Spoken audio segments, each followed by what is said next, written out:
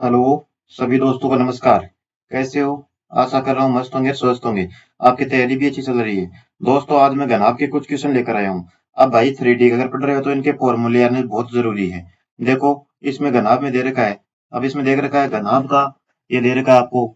कितने फलक होते हैं? 6 फलक होते हैं। भाई कमरे में कितनी दीवारें हो रही हैं? 4 तो दीवारें हो गई और एक छत और एक फर्श हो गया। इसके बाद में कमरे में कितने कोने होते हैं? 8। 4 वाले ऊपर कोने, 4 नीचे हैं। किनारे कितने होते हैं? 12। भाई 4 किनारे ऊपर है, 4 नीचे है, 4 वो खड़े हैं। समझ रहे हो? तो ये चीजें भी आपको पूछ सकता है। इसके बाद में यदि घनाभ की लंबाई, चौड़ाई, ऊंचाई ये दे रखे हैं तो आपको घनाभ का ये संपूर्ण पृष्ठीय क्षेत्रफल पूछता है। संपूर्ण पृष्ठीय क्षेत्रफल, ये सूत्र हर भाई बहन को आना ही चाहिए। इसके बाद में दे रखा है घनाभ का विकर्ण। घनाभ का विकर्ण का मतलब वो कमरे में सबसे लंबी छड़ रखवाने के लिए ये काम आएगा। समझ रहे हो? अब ये चीज तो आपको आनी ही चाहिए। इसके बाद में देखो चार दीवारी का क्षेत्रफल। वो तो चार दीवारी का क्षेत्रफल क्या होता है? 2 कोष्टक लंबाई प्लस चौड़ाई गुणा ऊंचाई। ये भी आपको याद होगा। घनाभ का आयतन भाई लंबाई गुणा चौड़ाई गुणा ऊंचाई ही होता है। ये फॉर्मूले तो आप याद कर ही लोगे। इसके बाद में एक ये प्रश्न कई बार आ चुका है। क्या पूछता है कि वो तीन आसन फलकों का आयतन, मतलब तीन आसन फलकों का आपको दे देगा वो क्षेत्रफल, एक्स वाई जेड, और वो पूछ लेगा आपको आयतन। भाई आयतन का यहाँ से सीधा सूत्र होता है v बराबर रूट एक्स वाई जेड। कहने का मतलब ये सभी सूत्र आपको याद करने हैं। अगर याद हो गए हैं तो भाई आगे क्वेश्चन करना है। प्रैक्टिस करवाता हूँ मैं आपको। देखो पहला क्वेश्चन कैसे रीट में आया हुआ प्रश्न है। क्या दे रखा है? एक कमरा 12 मीटर लंबा, 9 मीटर चौड़ा, वह 8 मीटर ऊंचा है। तो इसमें सबसे बड़ी लंबी छड़ के लिए मैंने क्या कहा था? घनाभ। ये घनाभ है क्योंकि इसमें लंबाई, चौड़ाई, ऊंचाई ये सब अलग अलग दे रखे हैं। तो भाई घनाभ का आयतन क्या विकर्ण क्या होता है? लंबाई का स्क्वायर प्लस चौड़ाई का स्क्वायर प्लस ऊंचाई का स्क्वायर, यही होता है। एल का स्क्वायर प्लस बी का स्क्वायर प्लस एच का स्क्वायर। अब भाई 12 नौ का ट्रिपलेट भी बनता है। अगर ट्रिपलेट नहीं बनता तो आप ऐसे निकाल सकते हो। कैसे? 9 का प्लस 64, यही रहे। तो 144 और 81 को जोड़ोगे तो कितना आएगा? 225 प्लस 64। अब 15 और 8 का भी ये ट्रिपलेट बनता है, और 15 और 8 का ट्रिपलेट कितना बनता है? 17 बनता है। कहने का मतलब ये 17 का स्क्वायर है। 17 का स्क्वायर कितना होता है? 289। ये 289। इसका मतलब इसकी लंबाई कितनी आ गई है? 2। अब कहने का मतलब आप इस क्वेश्चन को अगर ट्रिपलेट होता तो सीधा उठाते। 12 और 9 का कितना होता है? 15। फिर 15 और 8 का कितना होता है? 17। उम्मीद करता हूँ आपको समझ में आ गया है। देखो अगला क्वेश्चन।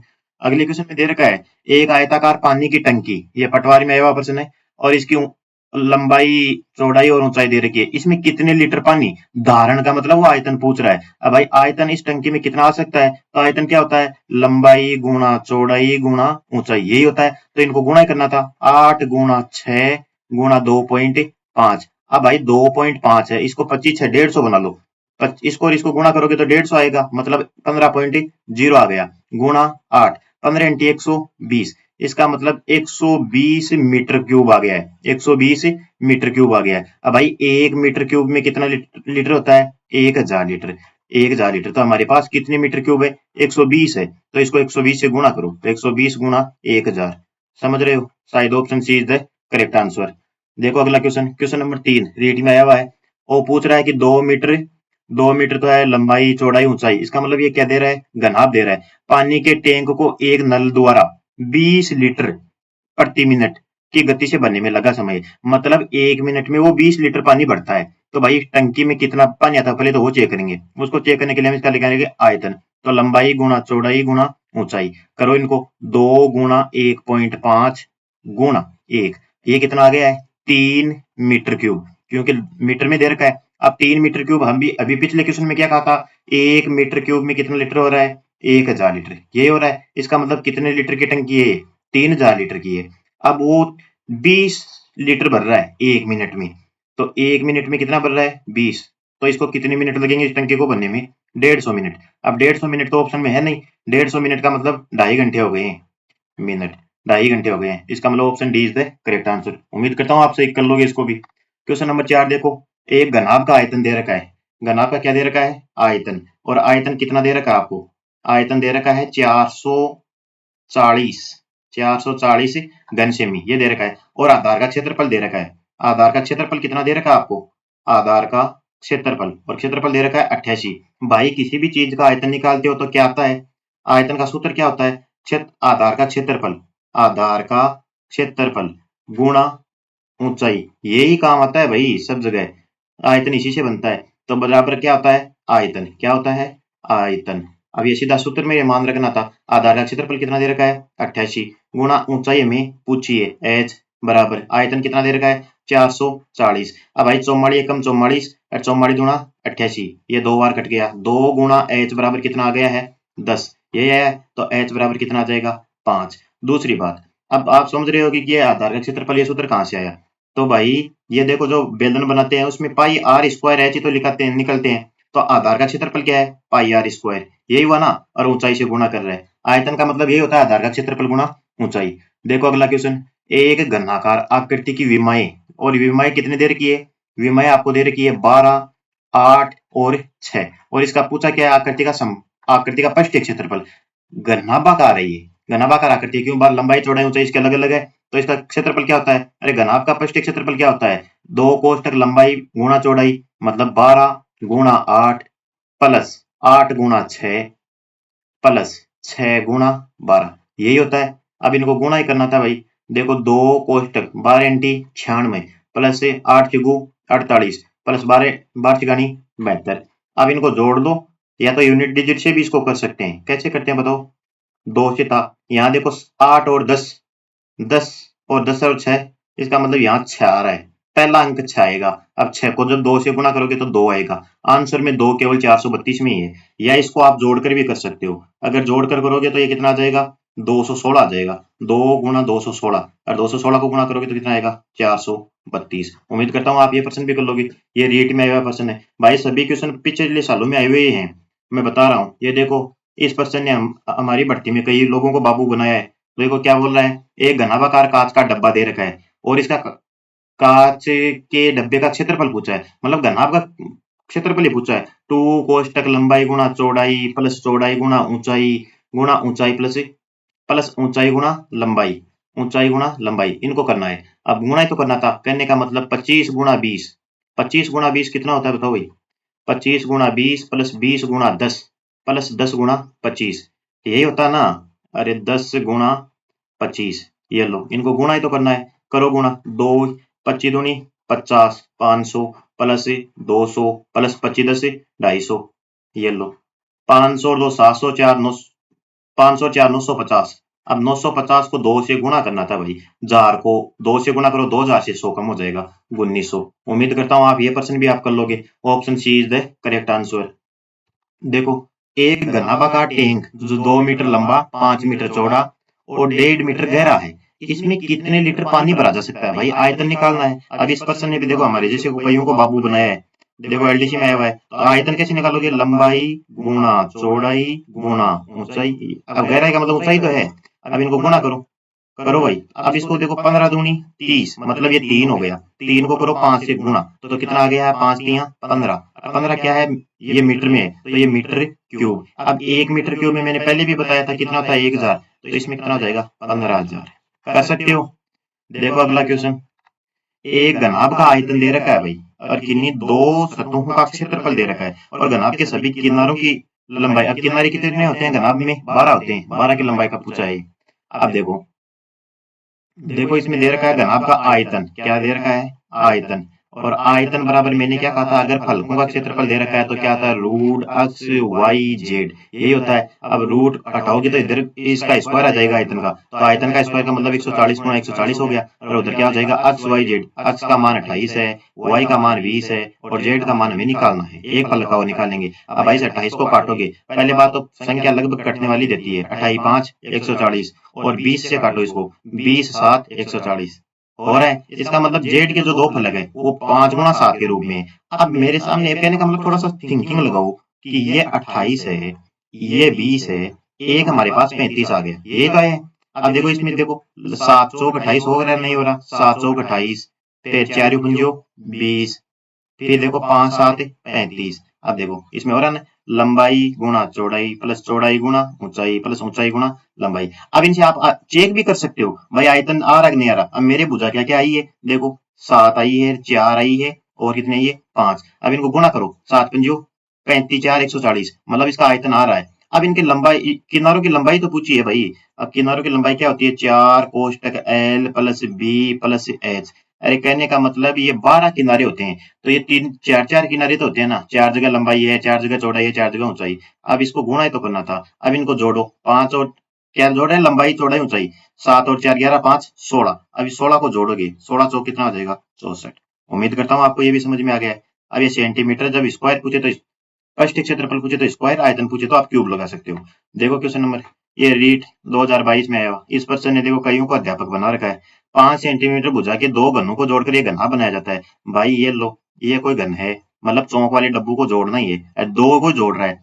तो वो बोला घना की लंबाई, भाई ये पहले 5 थी, ये 5 थी, कितनी हो गई है, 10। अब इस पर्सन ने देखो कितनों को अध्यापक बना दिया है। देखो क्वेश्चन नंबर 10, ये नए ट्रेंड का पर्सन है और ये पर्सन आया हुआ है शायद सूचना सहायक में। देखो इसमें पूछ रहा है, दो क्वेश्चन दिए हैं आपको और प्रश्न पूछा है कि देखो क्या प्रश्न पूछ रहा है, ये प्रश्न पूछ रहा है घनाभ का पृष्ठीय क्षेत्रफल कितना होगा, ये हमें अभी याद करना है। अब इसके लिए क्या क्या चाहिए हमें, वो देखो इसने हमें क्या दिया है, लंबाई चौड़ाई और ऊंचाई का योग दिया है। लंबाई चौड़ाई और ऊंचाई का योग दिया है। अब L plus B plus H का हमें दे दिया योग। दूसरे कथन में क्या दे रहा है, घनाभ का विकर्ण, और घनाभ का विकर्ण क्या दे रखा है, L square plus B square plus H square. इसका मान दे रखा है 5√5। अब पहली बात, क्या एक अकेले कथन से पृष्ठीय क्षेत्रफल निकाल सकते हैं क्या? अब इससे पृष्ठीय क्षेत्रफल थोड़ी निकाल सकते हैं। पृष्ठीय क्षेत्रफल के लिए चाहिए हमें लंबाई चौड़ाई ऊंचाई। अब इनमें 20 तो किसी भी संख्या का योग आ सकता है, लेकिन इन दोनों से निकाल सकते हैं। इन दोनों से निकाल सकते हैं। कैसे निकाल सकते हैं भाई, देखो L plus B plus H है, इसका स्क्वायर करोगे तो A square plus B square plus C square plus 2 कोष्टक L B plus B H plus H L, ये सूत्र होता है, यही होता है ना। अब देखो 20 का स्क्वायर कितना हो जाएगा, 400। कहने का मतलब इन दोनों में से आप निकाल सकते हैं। इसका मतलब कथन सी सही होगा। ये मैं आगे व्याख्या भी कर दूंगा, ये तो पूर्व करने लग गया हूँ। देखो क्वेश्चन नंबर 11, एक कमरे की लंबाई उसकी चौड़ाई से दोगुनी है। छत पर रंगने की लागत 25 रुपए प्रति वर्ग मीटर की दर से। अब भाई छत न रंगा जब कितना रुपया लगे, 5,000 रुपया लगे। 25 रुपया 1 वर्ग मीटर का लगेगा, मतलब छत की कितनी आएगी, 25 एकम 25, 25 दूना 50, मतलब छत को एरिया को तो हो 200। ठीक है, जबकि कमरे की लंबाई चौड़ाई दे रखी है, कमरे की चौड़ाई से दोगुनी है। अगर चौड़ाई x है, समझ रहे हो, तो इसकी लंबाई क्या हो जाएगी, 2x। यही तो हुई ना। अब छत का मतलब इसकी लंबाई चौड़ाई है और इसका क्षेत्रफल हमारे पास कितना आया है, 200 वर्ग मीटर आया है। मतलब 2x स्क्वायर का मान कितना आ गया है, 200। तो x स्क्वायर का मान कितना आ जाएगा, x स्क्वायर का मान आ जाएगा 100। समझ रहे हो, तो x बराबर क्या आ जाएगा, 10। x बराबर 10 आ गया। x बराबर क्या आया है, 10। मतलब लंबाई तो कितनी आ गई है इसकी, 10, और चौड़ाई कितनी आ गई है, 20। नहीं, अरे लंबाई तो आ गई 20 और चौड़ाई आ गई 10। इसके बाद में वो क्या कह रहा है वो सुनो। ये तो सही निकाला होगा उम्मीद करता हूँ भाई, क्योंकि कैलकुलेशन में गड़बड़ भी हो जाए तो बता देना। इसके बाद में देखो, चार दीवारी की रंगाई का लागत 240 रुपए की मदद से 64,800 रुपए। भाई 64,800 रुपया लगा बिन चारों दीवारें रंगा हो जा, और 1 वर्ग मीटर का रुपया लाग रही है अत्ता। ये लो भाग दे दो, चौही दूनी कितने हो गए रे, 48। ये लो चौही दूनी 48, बच्चे कितने, 16, 24 7 168, मतलब 270। चारों दीवारी का क्षेत्रफल कितना आया हमारे पास, 270 आया है। अब चार दीवारी का क्षेत्रफल होता क्या है वो बताओ मेरे को, 2 कोष्टक L plus B into H, यही होता है। अरे यही होता है ना। अब ऊंचाई तो हमें ज्ञात ही करनी है। ये लो एल प्लस बी का मतलब कितना हो गया है, 30। 20 और 10 और 20 ही तो आया ना, और 30 को जब 2 से गुणा करोगे तो कितना आ जाएगा, 60। एच बराबर कितना हो गया है, 270। ये एलडीसी 2024 में आया हुआ है। ये 6 से 6 का 0 से 0 काट दो, एच बराबर क्या आ जाएगा हमारे पास, 27/6। 27 में भाग दोगे तो 4.5 आ जाएगा। कर लोगे, उम्मीद करता हूँ ये प्रश्न भी आपको समझ में आया होगा। देखो अगला क्वेश्चन, ये एलडीसी हमारी भर्ती में आया हुआ है। एक घनाभ की लंबाई चौड़ाई ऊंचाई, अभी जो मैं खतरनाक निष्कर्ष वाला वो प्रश्न बताया था, तो इसमें यही तो था। L plus B plus H का मान दे रखा है 20, और विकर्ण की लंबाई दे रखी है आपको, कितनी दे रखी है, 6√6। और जब भी आपको संपूर्ण पृष्ठीय क्षेत्रफल पूछे, संपूर्ण पृष्ठीय क्षेत्रफल आपको पूछे, तो भाई इस योग के स्क्वायर में से, जो लंबाई चौड़ाई ऊंचाई का योग दे रखा ना, इसके स्क्वायर में से इस विकर्ण की लंबाई वाला स्क्वायर घटा दो। 6√6 का करो स्क्वायर और ये घटा दो, 20 का स्क्वायर कितना आएगा, 400, माइनस 36 है 216। अब इसका मतलब 200 से नीचे आंसर आएगा 184। कर सकते हो। कहने का मतलब अब वो स्क्वायर क्यों घटा रहे हैं, तो वो भाई इसको L plus B plus H का होल स्क्वायर करोगे और इसमें से ये हल करोगे तो आ जाएगा। देखो क्वेश्चन नंबर 13, एक घनाभ की विमाएं ये दे रखी है। भाई घनाभ की लंबाई चौड़ाई और ऊंचाई का अनुपात दे दिया है। अब उसने पूछा है कि कुल पृष्ठीय क्षेत्रफल भी हमें दे रहा है। अब भाई हम तो ये जानते हैं कि घनाभ का कुल पृष्ठीय क्षेत्रफल होता है 2 कोष्टक L plus B plus H into L, यही होता है। और इसका मान इसने कितना दे रखा है 846, ये दे रखा है। अब भाई इनको मान लो, पहले अनुपात में दे रखा है तो एक तो मान लो 5x है, 3x है, 4x है, ये इसकी लंबाई चौड़ाई हो गई, समझ रहे हो। अब देखो दो कोष्टक लंबाई गुणा चौड़ाई 5 तिया 15 x स्क्वायर हो गया, प्लस 4 तिया 12 x स्क्वायर, प्लस 4 पंजो 20 x स्क्वायर, बराबर कितना दे रखा है 846। भाई 846 को 2 से काट दो। अब इस 2 से काटोगे तो कितना आ जाएगा, 2 से काटोगे तो ये 42 हो गया और ये 3 हो गया, मतलब 423 आ गया। अब इनको जोड़ो, पन बी ये तो 20 रहे, ये 15 रहे, 35 और 12 47, 47 एक्स स्क्वायर का मान कितना आ गया है 423। तो भाई 47 का दे दो भाग, 47 10 470 में से 47 का, इसका मतलब एक्स स्क्वायर का मान कितना आ गया 9। तो एक्स बराबर हमारे क्या आ गया 3। अब इसका पूछा है क्या है, घनाभ का आयतन पूछा है, मतलब हमारे पास भुजा क्या क्या थी वो बताओ भाई। 5 एक्स का मान आ गया 3, गुणा लंबाई गुणा चौड़ाई क्या है 3 गुणा 3 एक्स का मान रख दिया, गुणा ऊंचाई क्या है 4 गुणा 3, रखना ये तो था। 3 एकम 3, 3 तिया 9, 9 तिया 27, 27 को गुणा करना है किससे 5 तिया 15, 15 चौक 60, 27 है कितने होते हैं, फाड़े तो आपको आते ही नहीं है ना, 27 162 होते हैं। कर लोगे, option C is the correct. ये फर्स्ट ग्रेड का गुरुजी बनाया है इस पर्सन ने, देख लो। क्वेश्चन नंबर 14 देखो। अब 14 नंबर का क्वेश्चन है, दोनों सिरों से खुला हुआ एक खोखला वर्गाकार पाइप। अब वर्गाकार है इसका मतलब ये घनाभ के आकृति का हो गया, अगर इसकी लंबाई दे रखी है तो। लोहे से बनाया गया है आंतरिक वर्ग की भुजा, मतलब वो जो भी पाइप है इस प्रकार का बनाया हुआ है। तो ये पाइप है, इस ये लंबाई और इसकी ये चौड़ाई और ऊंचाई बराबर दे रखी है 5-5, और लंबाई देती है हमें इसकी 8। आंतरिक और भारी है, तो भाई बाहरी आयतन में से, बाहरी आयतन मान लो क्या हो जाएगा, आंतरिक भुजा 5 है, तो एक तरफ अक्ष होगी तो दूसरी तरफ क्या हो जाएगी ये 2x। कहने का मतलब अक्ष और अक्ष जुड़ जाएगी, इधर से भी तो अक्ष जुड़ जाएगी और इधर से भी अक्ष जुड़ जाएगी, बाहरी जब निकालेंगे तो ये 5 + 2x हो गया। ठीक है, अब ये आधार का क्षेत्रफल निकालेंगे, तो इसका ये भुजा हो गई आधार का क्षेत्रफल गुणा ऊंचाई, और ऊंचाई कितनी दे रखी है, पाइप की लंबाई तो होती है, पाइप की लंबाई 8, माइनस इसके अंदर वाले क्षेत्रफल निकालेंगे। अंदर आंतरिक का क्या होगा, मतलब आधार का क्षेत्रफल गुणा लंबाई, लंबाई तो दोनों में सेम ही है। अब यही तो है ना, ये क्या दे रखा है आयतन, और इसमें प्रयुक्त अब आयतन दे कितना रखा है हमारे पास 192, ये तो दे रखा है। अरे समझे कि नहीं समझे, कहने का मतलब है दोनों सिरों से खुला है, एक खोखला है, मतलब ये घनाभ की आकृति का ही है। अब इसकी वर्ग की भुजा दे दी, इसका मतलब इसकी जो चौड़ाई और ऊंचाई तो दोनों दे दी, लंबाई दे ही रखी है 8, निकालोगे।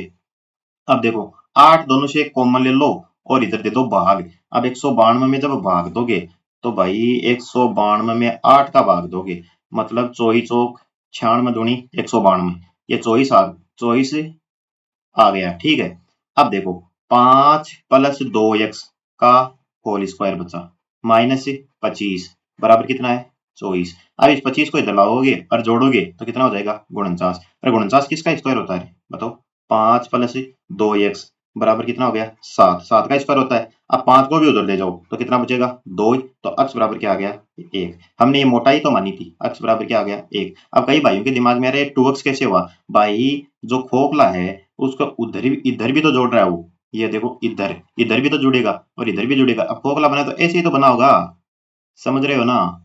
तो ये अंदर वाली तो हमें साइड 5 दे दी, तो फिर हमने ये भी तो अक्ष मान लिया और ये भी अक्ष मान लिया। पर्सन बढ़िया है भाई, आने वाला शायद पर्सन दिख रहा है। देखो क्वेश्चन नंबर 15, एक शीत संग्रहगार, जो ये पर्सन आप देखकर ही इस परीक्षा में बैठे हो सीईटी का।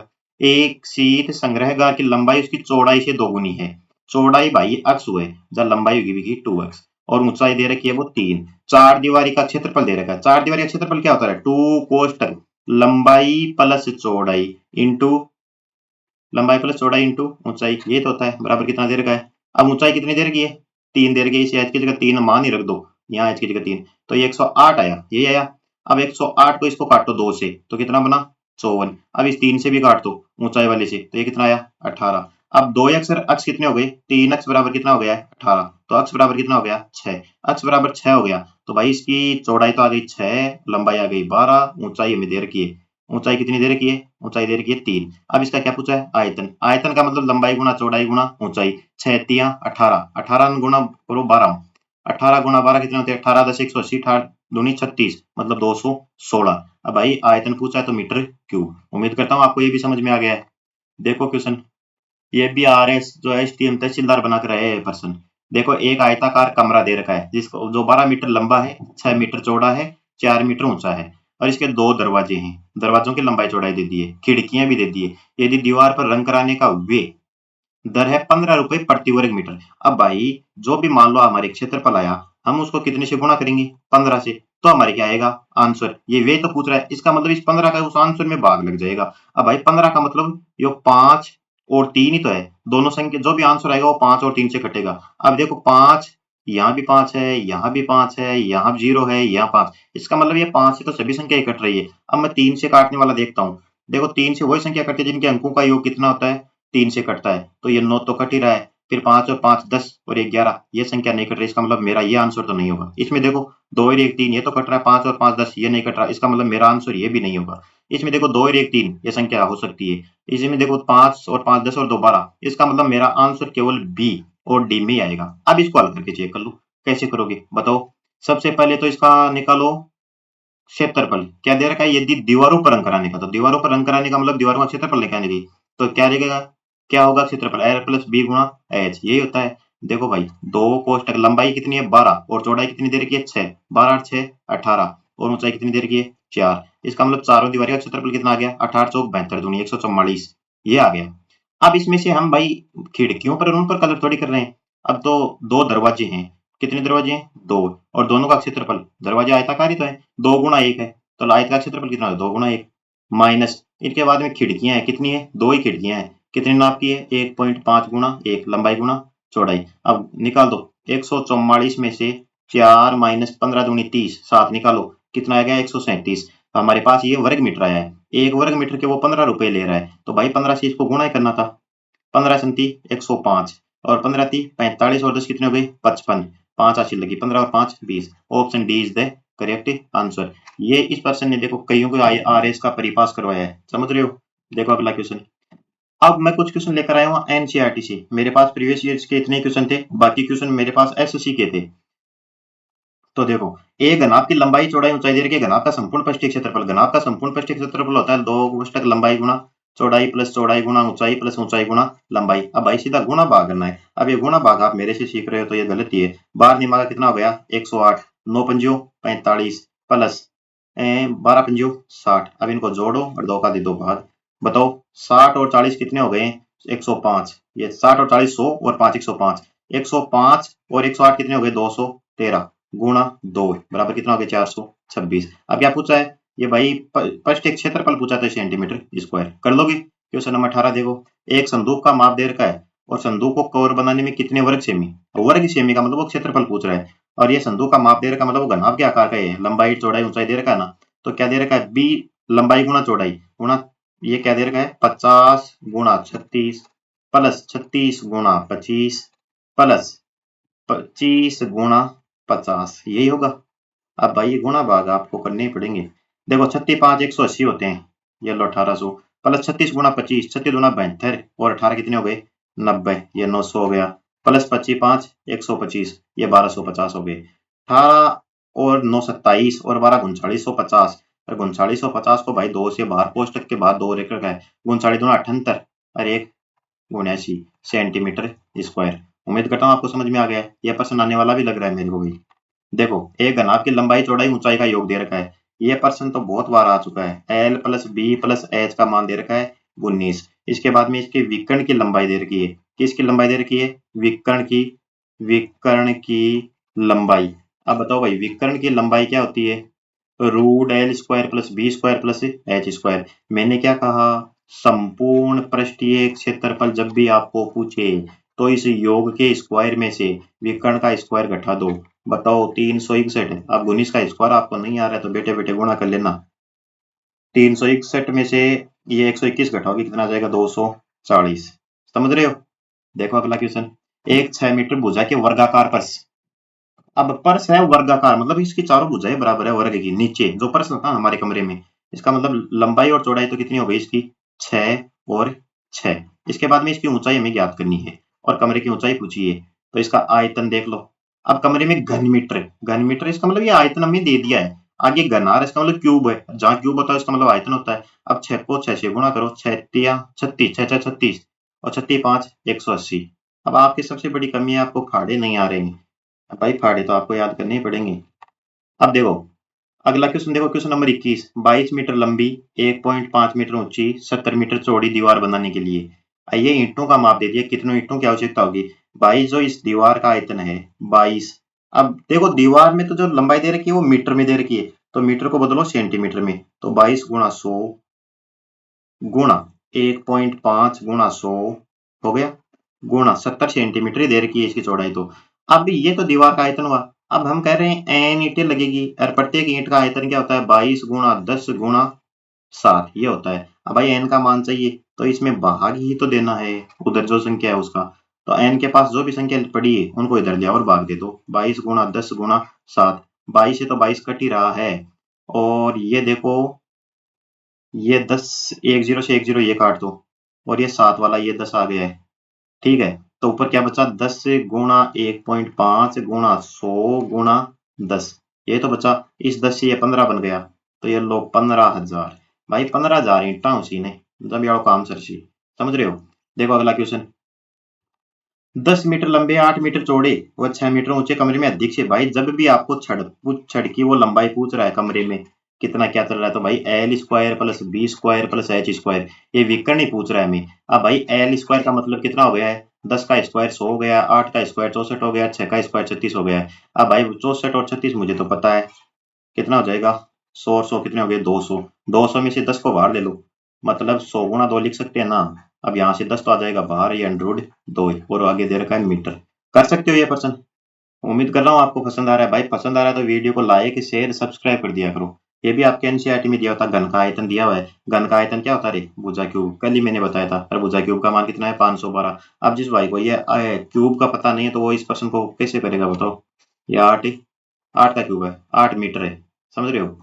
देखो अगला क्वेश्चन, क्वेश्चन नंबर 24। एक घनाभ की लंबाई चौड़ाई और ऊंचाई का अनुपात दे रखा है। ये दे रखा है भाई 5, और संपूर्ण पृष्ठीय क्षेत्रफल दे दिया, तो हमने 5 अक्ष मान लिया है, 3 अक्ष मान लिया है, 2 अक्ष मान लिया है। और संपूर्ण पृष्ठीय क्षेत्रफल दिया तो इसको मानो 2 कोष्ठ लंबाई गुणा चौड़ाई कितना हो गया 15 अक्ष स्क्वायर प्लस 3 दूनी 6 अक्ष स्क्वायर प्लस 5 दूनी 10 अक्ष स्क्वायर, यही हुआ। और ये कितना दे रखा है भाई 558, ये दे रखा है। 2 से इसको काट दो, 2 से काटोगे तो 500 का आधा हो गया 250, और 58 का आधा कितना हो गया 29, मतलब 279 हो गया है। अब इनको जोड़ो, 15 6 21, 15 6 21 और 10 31, 31 अक्ष स्क्वायर का मान कितना है 279। पहली बात तो एक चीज का ध्यान रखना है, हर जगह संख्या काटने वाली ही देगा। शायद ही 50 क्वेश्चनों में से 1 2 क्वेश्चन आएगा। अब 31 का फाड़ा आ रहा है तो 1 3 का 279 होता है, 9 आ गया। तो अक्ष स्क्वायर बराबर कितना हो गया है 9, और अक्ष बराबर कितना आ गया है 3। अब भाई इसकी लंबाई चौड़ाई ऊंचाई ये तो पूछिए, मतलब अक्ष की जगह 3 रख दो, 5 तियां 15 आ जाएगा, इसके बाद में 3 तियां 9 आ जाएगा। अच्छा है, option A is the correct answer. यह प्रश्न भी बढ़िया है, निकाल लेना इसको भी ढंग से। देखो एक बंद लकड़ी के बक्से की लंबाई 90 सेंटीमीटर ये है बक्से का बाहरी पृष्ठीय क्षेत्रफल। अब भाई लंबाई चौड़ाई ऊंचाई लगभग दे रखी, तो आपको पता है कि ये घनाभ है। क्या है घनाभ, और घनाभ का पृष्ठीय क्षेत्रफल क्या होता है लंबाई गुणा चौड़ाई प्लस चौड़ाई गुणा ऊंचाई प्लस ऊंचाई गुणा लंबाई, यही होता है। अब इसको देखो दो कोष्टक, ये क्या क्या दे रखा है हमें, देख रखा है 90 गुणा 50, 90 गुणा 50 दे रखा है, प्लस 50 गुणा 30 दे रखा है, प्लस 30 गुणा 90, यही तो दे रखा है। करो इनको गुणा, देखो गुणा 9 पंजियो 4500 प्लस 5 तियां 1500 प्लस 9 तियां 2700। अब इनको जोड़ना था, जोड़ दो 1500 और 4500 कितने हो गए 6000, 6000 और 2700 कितने हो गए 8700। और 8700 को 2 से गुणा करोगे तो 2 जीरो तो 2 जीरो आएगी, 7 दूनी 14, 8 दूनी 16 और 1 17। अब भाई हमने निकाला है ये सेंटीमीटर में, इसका मतलब वर्ग सेमी है, वर्ग सेमी या सेंटीमीटर स्क्वायर है। अब इसको मीटर में बदलोगे तो 100 गुणा 100, एक बार बदलते थे, यहाँ वर्ग है स्क्वायर आ रखा है, हम 2 से 2 बार भाग दे देंगे 100 का, तो कितना जाएगा 1.74 मीटर स्क्वायर। यह प्रश्न भी ठीक ही है। अब देखो एक घनाभ की लंबाई चौड़ाई या विकर्ण की पूछ लिया, मैंने क्या कहा था संख्या चेंज होती नहीं है, 12 का स्क्वायर प्लस 9 का स्क्वायर प्लस 8 का स्क्वायर। भाई समकोण त्रिभुज के ट्रिपलेट में मैंने एक दो चीजें बताई भी आपको। देखो क्या बताया है, 12 और 9 का ट्रिपलेट होता है 15 का स्क्वायर, और 15 और 8 का ट्रिपलेट होता है 17, समझ रहे हो 17 मीटर। कर सकते हो आप। एक कक्ष की लंबाई चौड़ाई ऊंचाई दे रखी है और 20 रुपए प्रति वर्ग मीटर की दर से दीवारों पर सफेदी कराने का। भाई दीवारा पर काम कर रही है तो दीवारा को संपूर्ण पृष्ठीय चार दीवार का क्षेत्रफल क्या होता है 2 कोष्टक L प्लस बी गुणा एच। अब ये फॉर्मूले याद कर लेना ढंग से। 2 गुणा लंबाई प्लस चौड़ाई कितना होता है 5 प्लस 3.5 प्लस 3.5 और गुणा ऊंचाई कितनी दे रखी है 4, यही दे रखी है। देखो 5 और 3 8, 8.5, 8.5 को जब 2 से गुणा करोगे तो 17 और 17 को बाहर 4 से गुणा करोगे तो कितना आ गया 68 वर्ग मीटर। ये आया। अब 1 मीटर का कितना रुपया लाग रही 20 रुपया, तो 20 गुणा कर लो 68 दूनी 136, 20 ये 1360 रुपये लग जाएंगे। अब 68 को 2 से गुणा करना है तो भाई 70 को 2 से गुणा करो 4 कम कर दो। समझ रहे हो। क्वेश्चन नंबर 28 देखो। उम्मीद करता हूँ मेरा वीडियो आपको पसंद आ रहा है। भाई जो आवाज की दिक्कत थी आज मैंने कुछ सॉल्यूशन किए। कहने का मतलब मेरा इतना थोड़ा नॉलेज है नहीं इस मामले में, फिर भी मैं आपके लिए कोशिश कर रहा हूँ। देखो एक संदूक की माप दे रखी है और 12 रुपए प्रति वर्ग मीटर की दर से। पहले बात तो जो भी संख्या आएगी वो 12 से कटेगी, 12 से कटेगी। अब जो 12 से कटेगी वो 3 और 4 से भी कटेगी। ये 4 से कट रही है, अंतिम 2 अंक 4 से कट रहे हैं, इसमें भी कट रहे हैं, इसमें भी कट रहे हैं। इसका मतलब संख्या 4 से तो सब कट रही है।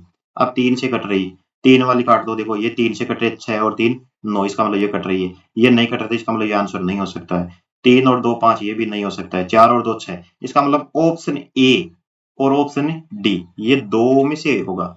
अब इसका देखो क्या निकालना है।